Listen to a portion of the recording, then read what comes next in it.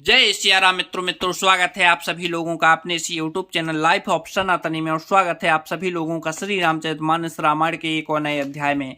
तो मित्रों, जैसा कि आप सभी लोग जानते हैं कि पिछले वीडियो में श्री रामचरितमानस रामायण को अयोध्या कांड में दोहा क्रमांक 42 पर समाप्त किया था और आज यहीं से आगे बढ़ने वाले हैं। और यहाँ पर एक बहुत ही भावुक कर देने वाली कथा चल रही थी, जिसमें भगवान श्री राम को पता चल चुका था कि माता कैकेयी ने राजा दशरथ जी से क्या वरदान मांग लिए हैं और भगवान श्री राम उसके लिए तैयार भी हो रहे थे। चलिए आगे जानते हैं कि कथा किस प्रकार से क्या मोड़ ले लेती है। पूरी कथा जानते हैं और जो श्री रामचरितमानस रामायण की जो सुंदर सुंदर दोहा चौपाइयां हैं उनका भी आनंद लेते हैं। चलिए मित्रों, बिना कुछ देरी के वीडियो में आगे बढ़ते हैं। लेकिन मित्रों, वीडियो में आगे बढ़ें उससे पहले हमारा आपसे बस एक ही छोटा सा रिक्वेस्ट है। यदि आप सनातनी हैं तो आप लोग अपने इस यूट्यूब चैनल लाइफ ऑफ सनातनी को सब्सक्राइब करके बेल आइकन घंटी को जरूर दबा के रखें। चलिए मित्रों, तो अब बिना कुछ देरी के वीडियो में आगे बढ़ते हैं। जय सिया राम। सहज सरल रघुबर बचन कुमति कुटिल कर जाने, चलई जो के जल वक्र गति जदपि सलिलु समाने। रघुकुल में श्रेष्ठ श्री रामचंद्र जी के स्वभाव से ही सीधी वचनों को दुर्बुद्धि के कई टेढ़ा ही करके जान रही है। जैसे यद्यपि जल समान ही होता है परंतु जो को उसमें टेढ़ी चाल से ही चलती है। रहस्य रान राम मुख पाई, बोली कपट सने हो जनाई। शपथ तुम्हारे भरत कई आना, हेतु न दूसर में कछु जाना। रानी कैकेयी श्री रामचंद्र जी का रुख पाकर हर्षित हो गई और कपटपूर्ण स्नेह दिखाकर बोली, तुम्हारी शपथ और भरत की सौगंध है, मुझे राजा के दुख का दूसरा कुछ भी कारण विदित नहीं है। तुम्हें अपराध जोगी गति ताता, जननी जनक बंधु सुख दाता। राम सत्य सब जो कछु कहाऊं, तुम पितु मात बचन रत आहाऊं। हे तात, तुम अपराध के योग्य नहीं है, तुम्हें माता पिता का अपराध बन पड़े यह संभव नहीं। तुम तो माता पिता और भाइयों को दुख देने वाले हो। हे राम, तुम तो कुछ कह रहे हो, सब सत्य है। तुम पिता माता को वचनों के पालन में तत्पर हो। पितहि बुझाए कहूँ बलि सोई, चौथे पन जहि अज सुना होही।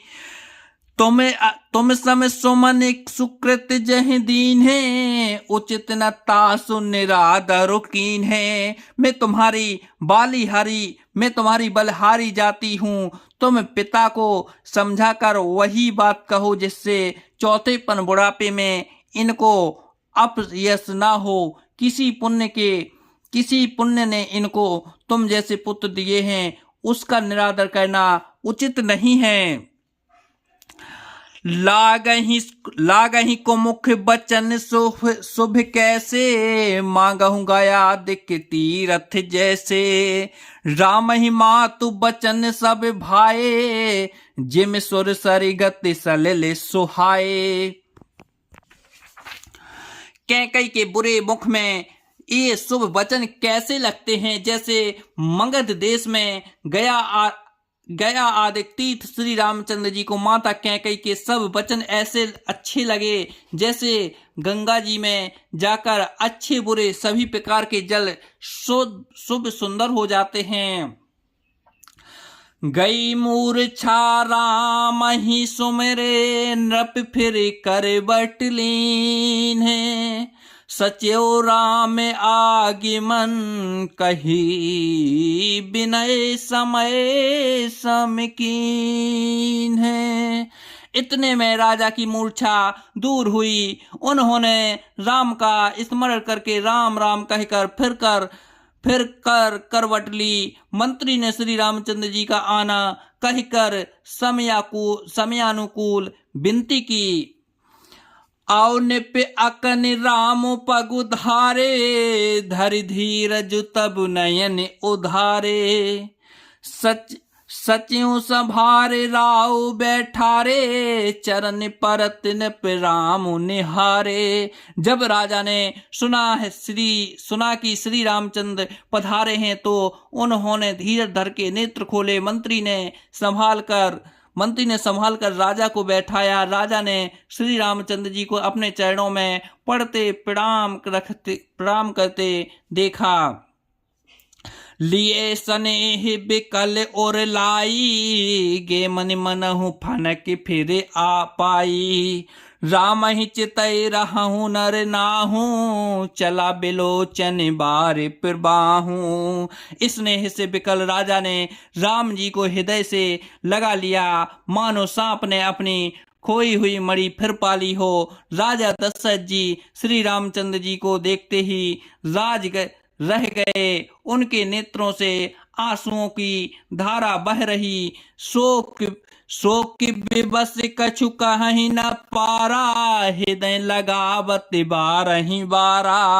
विदिप मनाओ राव मन माही, जह रघुनाथ न कानन जाही। शोक के विशेष वश होने के कारण राजा कुछ कह नहीं सकते।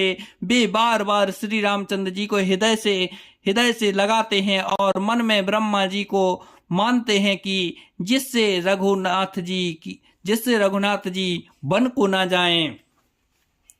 सुमेर महेश ही कहीं होरी, बिनती सुनहु सदा से बिमोरी।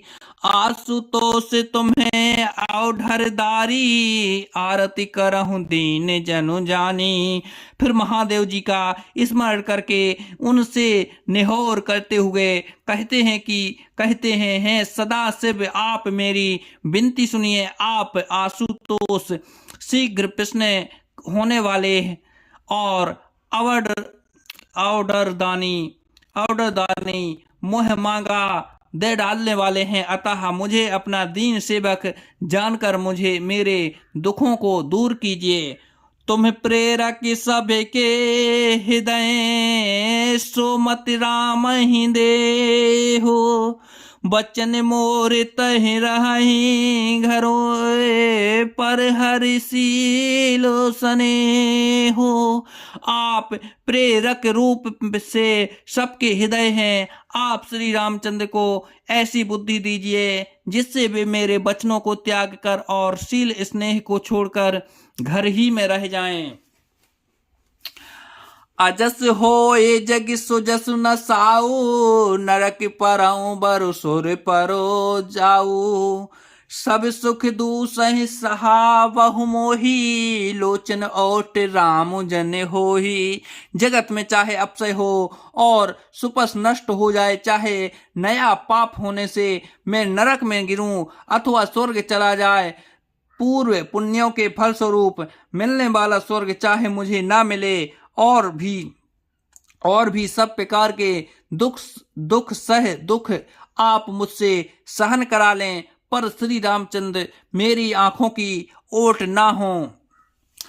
असमन गुनहि राव नहीं बोला, पीपर पात सरस मन डोला। रघुपति पितहि प्रेम में बस जानी, पुन कहीं मातु अनुमानी।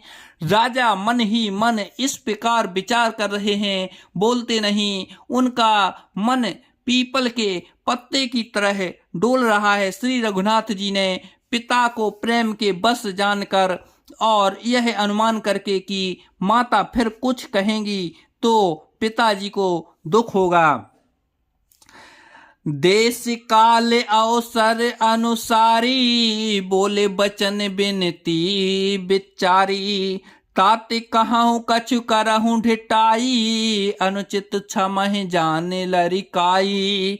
देश काल और अवसर के अनुकूल विचार कर विनती वचन कहे हैं। तात में कुछ कहता हूँ, यह ढिठाई करता है। इस अनुचित को मेरी बाल्यावस्था समझकर क्षमा कीजिएगा। अति लघु बात लागी दुख पावा, कहूँ न मोह कहीं प्रथम जनाबा। देख गुसायहि पूछऊं माता, मुन पे संगो भय शीतल गाता। इस अत्यंत तुच्छ बात के लिए आपने इतना दुख पाया। मुझे किसी ने पहले कहकर यह बात नहीं जनाई स्वामी।